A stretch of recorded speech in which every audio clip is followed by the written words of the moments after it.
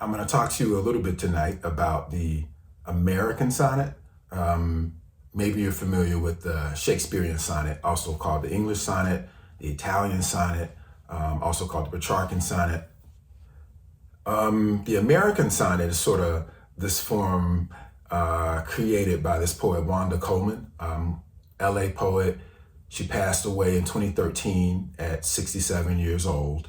And wrote books that sometimes people think of as like almost a Black Charles Bukowski. They're wild, they're rambunctious, they're kind of, like West Coast jazz equivalent to versus East Coast jazz. So a little airy, a little loose, a little surreal.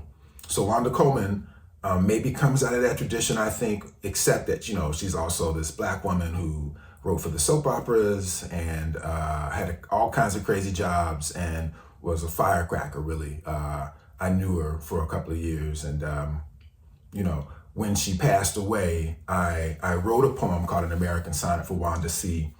And then in 2016, with the election, I thought maybe the only way to write through whatever that mood was in 2016 was to really channel her. So the book that I wrote, American Sonnets for My Past and Future Assassin, is dedicated to Wanda Coleman because of her uncertainty, her rage, her range and her rage inside of this form.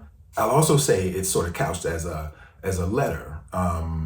Really interesting and really smart to think about letters inside of the sonnet form. So it creates another kind of intimacy, I think. We know it's a love poem, but here when she's addressing her cousin, she's expressing, again, these sort of voltas of ambiguity or ambivalence about I think about the world. And I often thought in these sonnets, as I put the selected Wanda Coleman together last year, that this is where you were really getting the most unfiltered version of who she was and how complicated she was.